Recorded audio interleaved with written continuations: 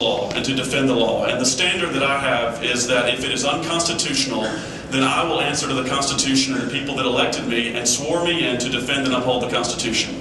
So if my personal disagreement is based upon the fact that a law is unconstitutional, I will not defend it and I will not pursue it. I think that's ultimately who all of us serve, is a Constitution that is the overarching authority over the governor, over the elected officials, and over the people. And that's what has remained, what has given us a structure that has remained for more than 200 years. So I think the question to be asked is not how we feel personally about a lawsuit, but what the Constitution says. Outside of that, I am a Christian. I do believe if the law is morally improper or if it violates my faith, then I would not be able to pursue that law. And that's just the bottom line, is ultimately there's one authority above the Constitution in my life, and I would ultimately have to understand that this is not inconsistent with that ultimate authority, the God that I serve. But outside of those parameters, if I simply disagree with the policy of the legislature and it's not something that violates my faith in the Constitution, I would do my job and defend the law.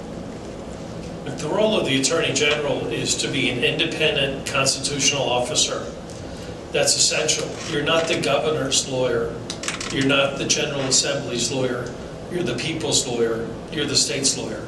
And your job is to defend the laws of the state.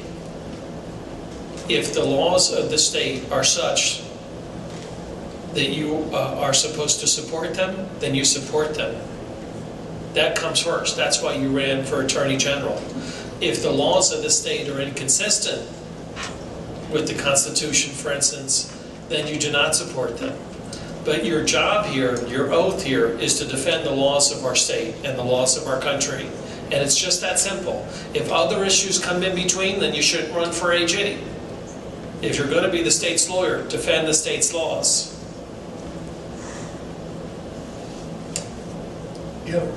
Well, I guess the only difference that I see in our answers is that we both agree that the Constitution, from a civil perspective, would be binding on us and we would have a duty to uphold that.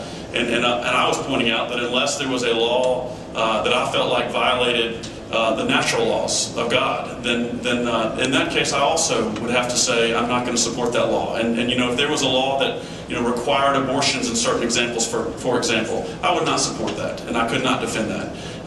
So ultimately there is one higher authority for me, and I would do the best of my ability to make sure that it didn't, in my view, violate that ultimate law. And if it didn't, and it was consistent with the Constitution, then our role is no longer as a policymaker. We're not a member of the General Assembly. Our job is to defend the laws, and that's what I would do.